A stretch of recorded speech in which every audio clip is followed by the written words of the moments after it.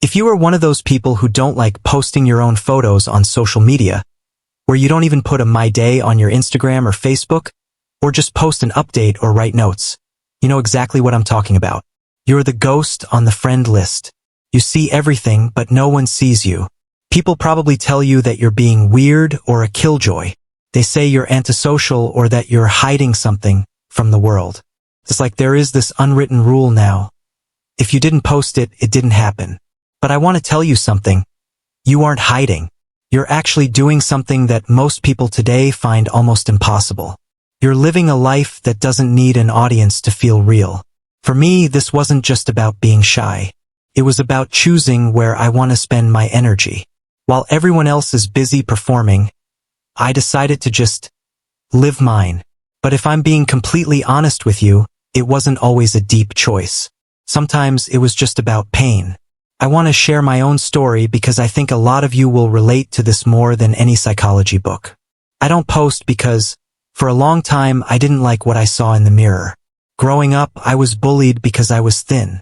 When people constantly point out that you're too skinny or weak, it really gets inside your head. You start to feel like you aren't good looking enough to be on a screen where everyone else looks like a model. Then there's my posture. It didn't come from working at a desk. It came from how I grew up. My parents were very strict. I spent a lot of my time grounded, stuck in my room. Because I couldn't go out, I spent almost all my time lying on my bed, staring at my cell phone. When you spend years lying down, scrolling, and playing games just to pass the time because you aren't allowed to leave the house because majority of the time I'm always grounded, your body changes. You get that slump. I look at myself and think, who wants to see a photo of someone with bad posture and a tired face? I felt like I didn't have that perfect look.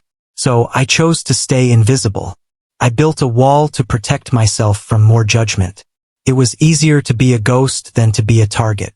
Psychology says that people like us often have what's called a high privacy orientation. We don't feel the need to shout every time we have a coffee or take a walk. Think about it this way, most people use social media like a mirror. They post a photo and then they wait. They wait for the likes and the comments to tell them they are okay. If the mirror doesn't give them enough attention, they feel bad about themselves. But when you spend your time working on things that matter to you, you don't need a mirror. You have a window. You aren't looking at yourself anymore. You're looking out at what you can do. You're looking at your books and your goals.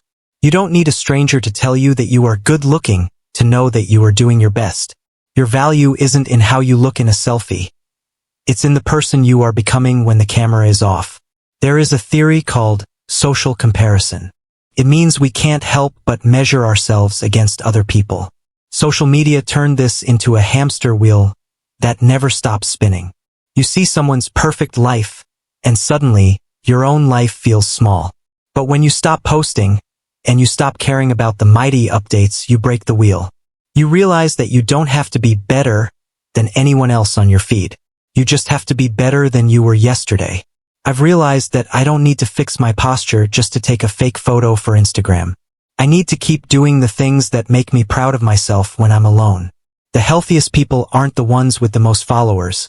They are the ones who stopped looking for approval from the outside and started trusting their own voice. So, if you're like me, if you're thin, if you're insecure about your looks, or if you spent your childhood stuck in your room, know this, you are not alone. There are millions of us who choose to stay in the shadows. And it's not because we are weak. It's because we are busy. We are the students, the thinkers, and the hard workers. We don't need a mighty to prove our day was worth living. We know it was worth it because of the progress we made and the things we learned. In a world that is always shouting for attention, your silence is actually your strength. You don't need an audience to know your own worth. You don't need a filter to be valuable. You are enough just as you are right now, bad posture, tired face and all. Depth still exists in the quiet. And that's where you'll find the best version of yourself.